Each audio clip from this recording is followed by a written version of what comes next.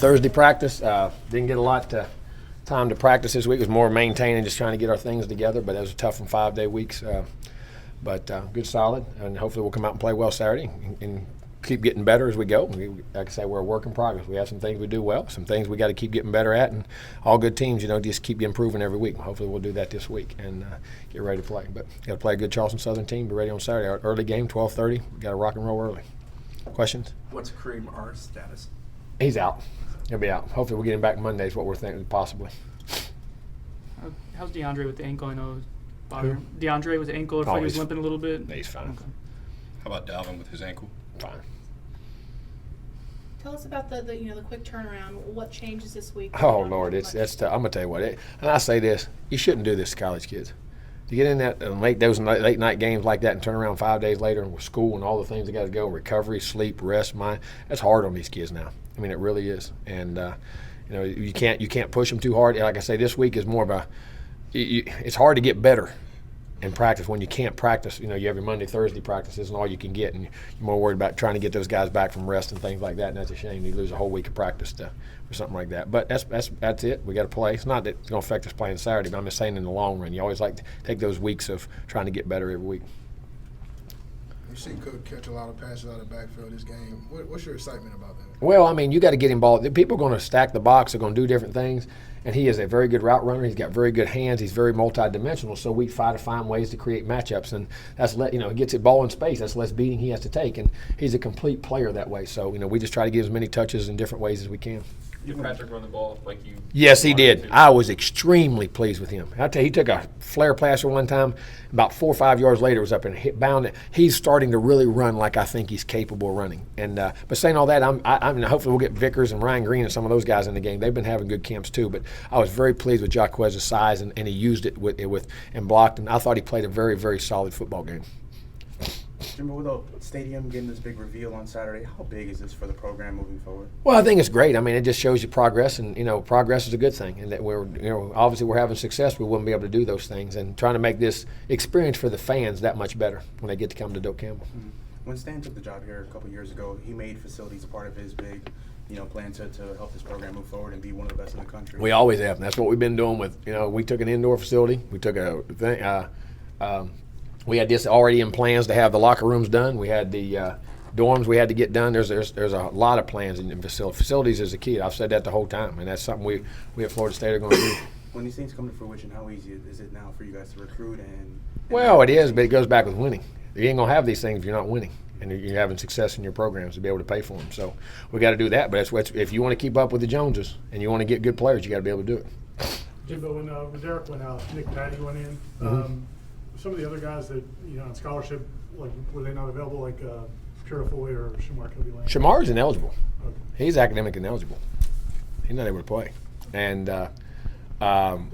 Delvin's ready, but just you coming off that ankle. Nick is ahead of him right now, and where we're at now. The two young guys, Emmett Rice and Jackson, are about ready. They'll be ready to play. It just wasn't quite the place to put them in, but we put Emmett in at some point. Emmett played some plays on defense too. Those guys are really progressing. Jackson had a setback there where he got sick. He had a personal tragedy. It happened with somebody back home, and then he got sick there. He caught a virus for about a week and got sick. But he's getting back in. He'll be playing, and Emmett's coming on very strong too. Those guys we feel comfortable starting to put him in the game. That just wasn't the place. And Nick was a little better with assignments and has done a good job in camp. Is that one of the downsides of playing one of those games early? Is you don't want to play some of those freshmen? Well, some of those guys you get exposed. And we put some in, but when they get crazy like that now, it's hard to put those true freshmen in that situation. It's because you can ruin guys before you make them. After going back and watching the film, was there anything that surprised you from Monday night? We had some of the motion penalties, and we talked blaming it on the offensive line. You got to remember, 2 of them was on tight end, 1 of them was on a receiver. We had 5 motion penalties, and only 2 on the offensive line, which was, you can't have those kind of things. I thought there were some poor calls. I thought DeAndre got hit late about 3 times. That was really unnecessary. Should have been called. But we had some assignments up front that I thought things that we knew and just didn't execute early in the game. But then we got our poise back, and the second half did a really nice job. Defensively, communications. You had young guys playing, but they hadn't started. And then every play, and just slip. I mean, just a little bit of a communication issue on a coverage or something. And the one time that I think we had a guy that went down the middle, Matthew Thomas tried to block the pass. Remember down the middle on that vertical, a guy was supposed to be covering him blitzed. So Matthew tried to come over and cover for him. And, some communication issues like that by formations that, shouldn't happen, but they do. That's what first games are about sometimes. And when you were trailing, and you also were in some bad down and distances in that first half, but even when you took the lead and had some standard downs, there were a lot of first down shotgun, second and sixth shotgun. Was that something? Shotgun? Yeah. Oh, yeah. Well, you run the ball. Now, we run the ball out of it just as much as we'll throw it. You know what I'm saying? So, our shotgun running game, we can do everything in the gun that we do underneath. So, just trying to get guys off, get vision, and also allowed us to have our screen game more involved when we do that. A couple times where, a couple of linemen, kind of got tripped up on their feet. Is that because you had some new guys in there? Well, they just got tied up, got pushed, and the guy got stepped on and get spacing, get splits. A guy is supposed to be in a 2-foot split, maybe in a foot, you know what I'm saying, or 3 foot. Sometimes they get off or they get displaced. And we had more guys tied up like that probably than normal, but sometimes it happens like that, guys. You get knocked around or you just get your splits bad. But we had 2 or 3 of those protections. You saw guys got tied up with their feet together. Was it encouraging to see some of the young sophomores like Tavares, Marcus kind of bounce back after maybe rocky start? Well, but when here's you remember when you play, you say rocky start. You ever see a DB never been beat? True. Never. I mean, you got to have a short memory. You ever see a quarterback never throw an interception, or a receiver didn't have a drop? There's things going to happen. And when you play out in the secondary, you got to have a short memory, and you got to have confidence. You got to bounce back, and that's the kind of players they are. But they've never started. Those guys have never started a game and played and had that pressure on them from day one. And it's different. And just like we say on offense, we've got a lot of guys starting that came back, but a lot of those guys only started 4 or 5 or 6 games. It ain't like they were experienced veterans that started all 12 games, besides Rod and a couple of those guys. So, I mean, we're still in those situations, guys that getting used to playing in that role. But I was very proud of the way they bounced back. How have you seen teams at the FCS level, especially the top end, improve over? So many more people playing football now, and with scholarship limitations, players got to filter down. So those lower levels of ball are getting a lot more players, and especially skill guys. Those teams that spread it around and throw it, so it makes them that much more dangerous. It's going to be a game you try to get Sean in a little bit more to see. I want to get the guys in and play well and hope we play well. I'm not trying to get anybody in except the guys that are playing well. If we have a chance to get him in, we get him in. If we get somebody else in, we get them in. But we got to play well and get better. That's what I'm worried about. With DeAndre taking the hits, was it a combination of line, receivers with the routes? That's ball, man. That's quarterback. You're going to get hit.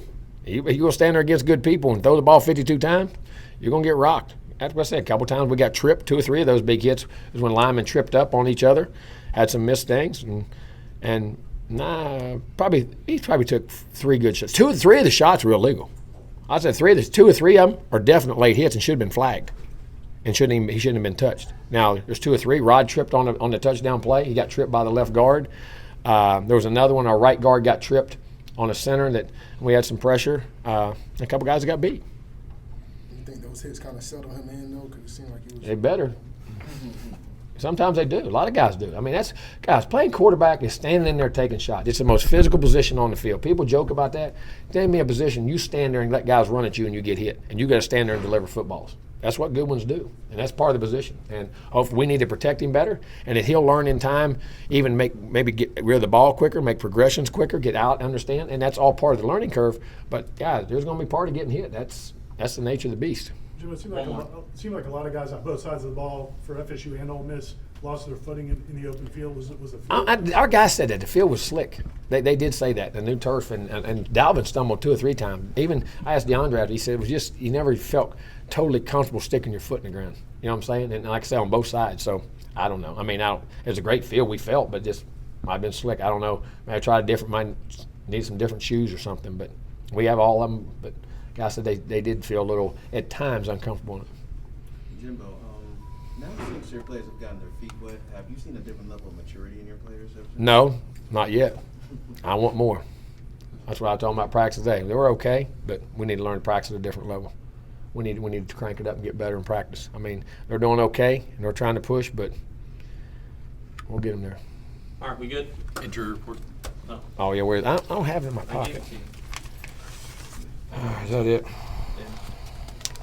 Yeah. Let me see. All right here. All right, Kareem R is out. Corey Martinez is still out. Cole Minshew will be in playing. He'll be back. Freddie Stevenson probably be out this week. Yes, Darvin, Adam Torres. And also George Campbell is going to be out for the season. He had that core muscle. We have to have surgery in that groin. We have that in there. Keith Bryant had that foot. He just had surgery again. He'll be out indefinitely. Of course, you know, Nate and Sean are questionable, but, you know, hopefully they'll be in there. What is it?